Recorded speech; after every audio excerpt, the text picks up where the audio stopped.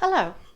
It's so nice that you're going to be able to see my garden on this lovely April day.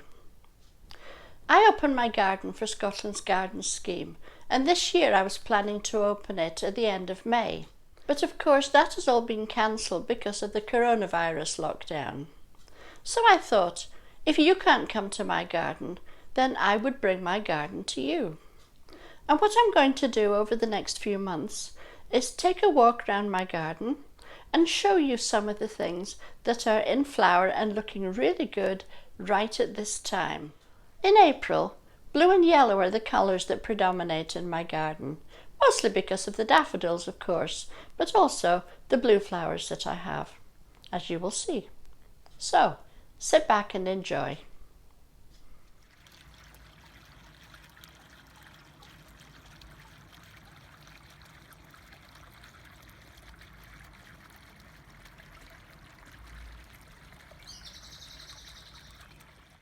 This is the view that greets me as I come out of my back door.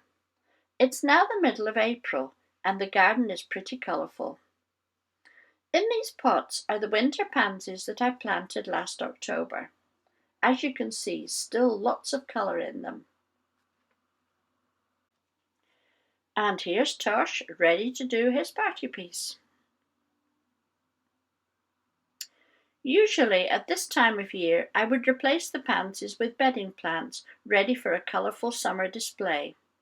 But due to the coronavirus lockdown, it's harder to find bedding plants, and as I will have no visitors to my garden over the summer, it's a good opportunity to leave the pansies in the pots and see just how long they stay looking this lovely. Over here I have 3 Cornus midwinter fire bushes. I don't grow them for their leaves or flowers. I grow them for the wonderful pinky gold stems that glow in the garden all through winter. The branches only display this fabulous colour when they're young, so I need to prune them back each spring to guarantee next year's glowing colours.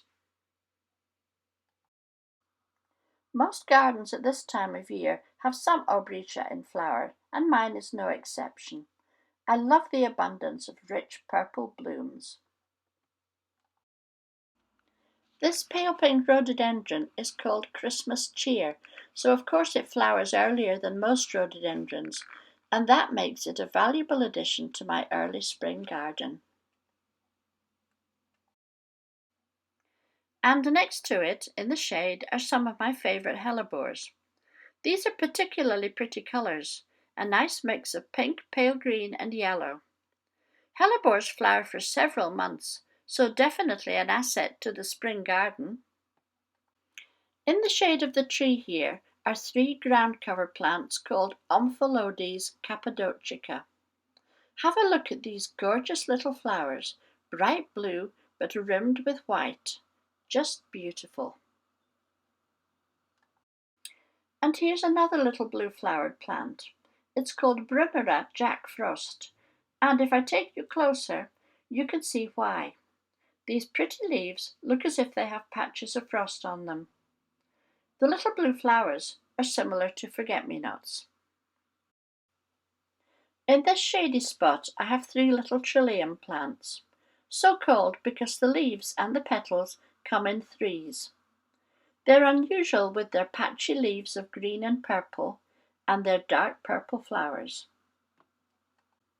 This lovely bush is called Pieris japonica, and just in the last few days it has produced all these new leaves, not green as you might expect, but a beautiful bright red, which will gradually change back to green over the next few weeks.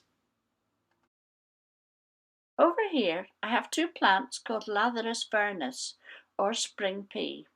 One is shades of purple and the other is shades of pink.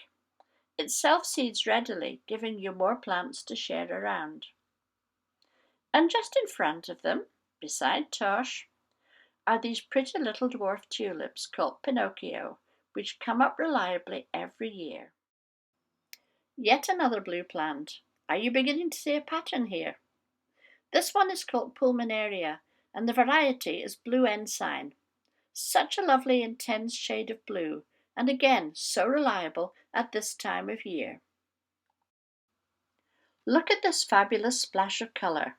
These are celandines, differing from the wildflowers with their beautiful dark bronze leaves. And when the sun goes in, the flowers close as well. But a walk round any spring garden would be incomplete without a view of the daffodils, fluttering and dancing in the breeze, as the poet William Wordsworth so aptly put it. Well, I hope you enjoyed your virtual stroll around my garden. Thank you for visiting, and I look forward to seeing you next month in May when there'll be lots of different things to see. Bye-bye.